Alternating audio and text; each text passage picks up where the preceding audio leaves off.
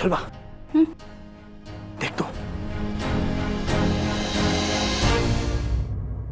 अरे सुलभा देख, अपनी सविता ताई आई है। हाँ। अरे सविता ताई, कैसी हैं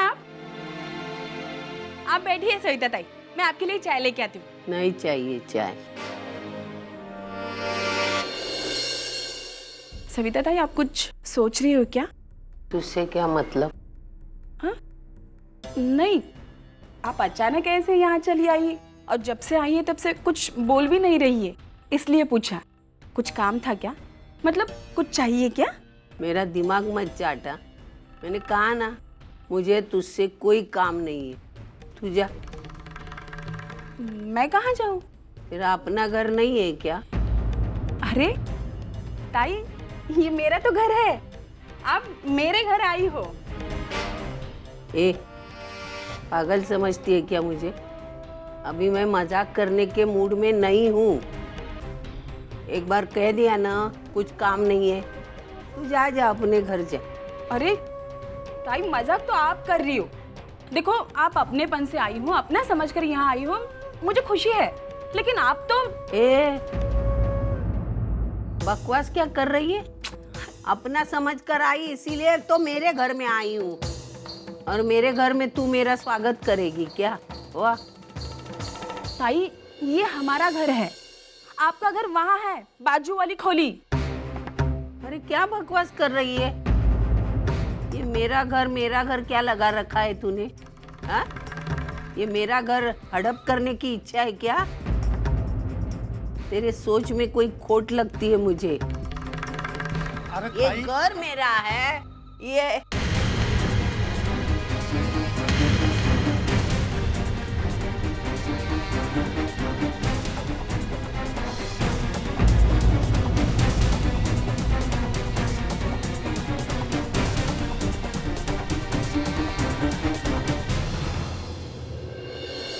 ताई, ताई क्या हो गया है आपको? आजकल आप बहुत भूलने लगी हैं। ताई, मेरी मानो, अपनी बहू और बेटे को घर वापस बुला लो। उनके यहाँ आने से आपकी देखभाल भी हो जाएगी और आराम भी हो जाएगा। ताई, और मैं आपको छोड़ दूं।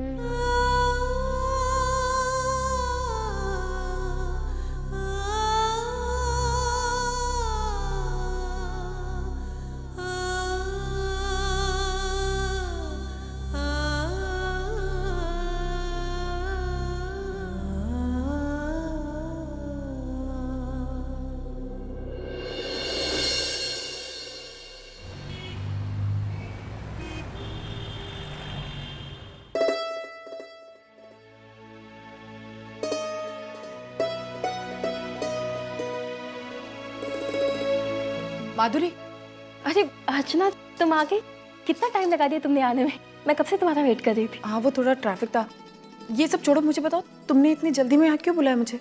वो अर्चना, मुझे तुम्हें ये बताना था कि आप दोनों में से माधुरी कौन है?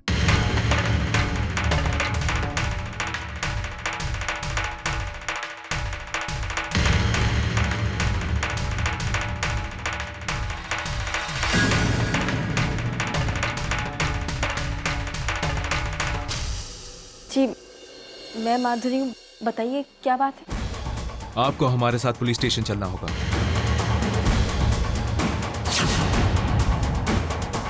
क्या बात है सर? हमें कुछ पूछताछ करनी है इनसे। किस बारे में? हमारे पुलिस स्टेशन में धर्मेश जयपुरवाला के खिलाफ रिपोर्ट दर्ज करवाई गई है,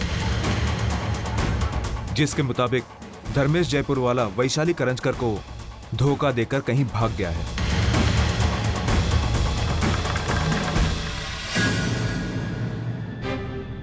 लेकिन इंस्पेक्टर साहब, ये कंप्लेन लिखवाई किसने?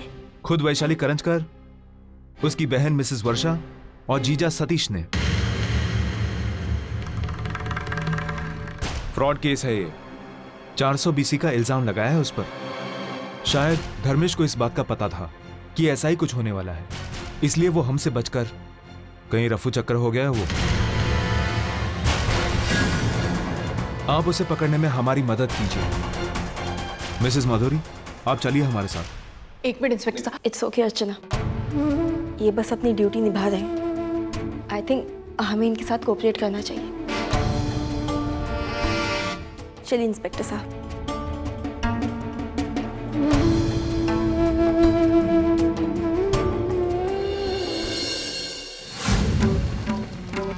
लेकिन वैशु, तो अब करना क्या चाहती है? मैं धर्मेश को पुलिस स्टेशन ले जाऊंगी और उस पर फ्रॉड केस फाइल करूंगी। मैं उसे जेल भिजवा के रहूंगी। इतना बड़ा कदम उठाने से पहले वैशु ने एक बार भी मुझसे या मानव से पूछना जरूरी नहीं समझा। मुझे मानव से बात करनी होगी।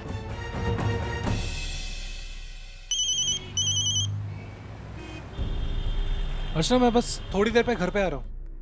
मैं घर पर नहीं हूँ। कहाँ हो? मानव, दरअसल क्या हुआ कि मुझे माधुरी का अचानक से फोन आया कि घर पर आ जाओ, तुम्हें कुछ बताना है। लेकिन जैसे वो मुझे बताने जा रही थी, मानव इंस्पेक्टर आ गए और वो उसे पुलिस स्टेशन लेकर गए। पुलिस?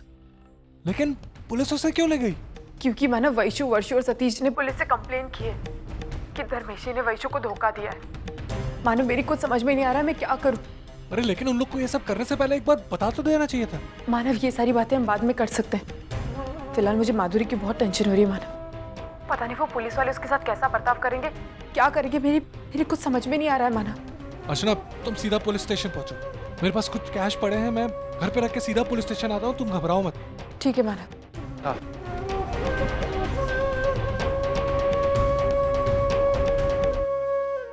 पागल हो गई हो तुम दोनों? दिमाग घूम गया है तुम्हारा? बिना कुछ सोचे समझे सीधे पुलिस स्टेशन में जाकर धर्मेश के आगे तुमने कंप्लेंट दर्ज कराई। अरे कम से कम एक बार हमसे पूछ तो लिया होता। पूछने की बात तो छोड़ो, बता तो देती हम ऐसा ऐसा करने जा रही हैं। बाबा, इन दोनों ने जो कुछ भी किया बिल्कुल ठीक किया है।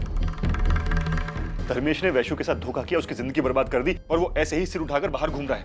ये हमें बर्दाश्त नहीं है। अगर आज ये दोनों पुलिस में कंप्लेन नहीं करती तो कल मैं जाकर पुलिस में कंप्लेन करता। मैं उसे सुकून से जीने नहीं दूंगा। यही तो प्रॉब्लम है तुम लोगों की।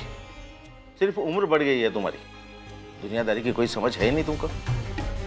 अरे मैं भी मानता हूँ कि धर्मेश को इस बात की सजा मिलनी चाहिए, जरूर मिलनी चाहिए, लेकिन इसके लिए इतना बड़ा तमाशा खड़ा करने की क्या जरूरत थी?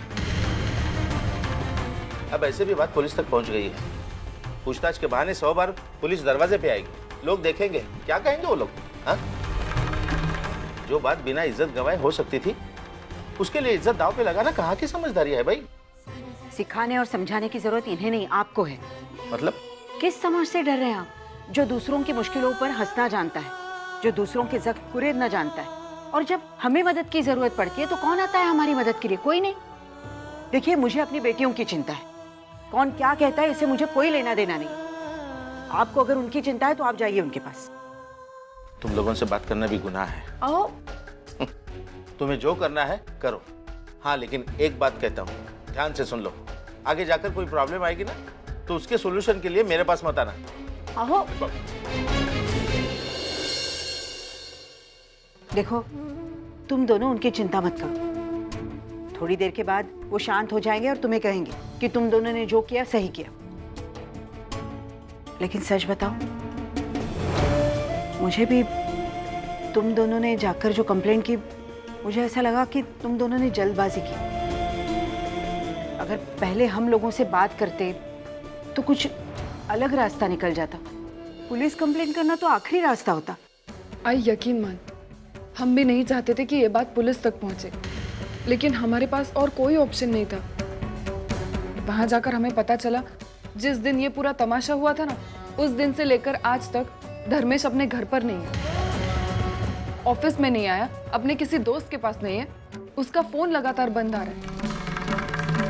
तो फिर हम पुलिस की मदद नहीं लेते तो और क्या करते? पुलिस ने क्या कहा? यही कहा कि उसे जल्द से जल्द ढूंढ निकालेंगे और फिर उसके खिलाफ कंप्लेंट फाइल करेंगे। आई, जो कुछ भी हो, मुझे वैशु को न्याय दिलाना है। उसे उस इंसान के चंगुल से छुड़ा कर रहूंगी, चाहे मुझे जो कुछ भी करना पड़े। इससे तो न्याय मिलना ही चाहिए।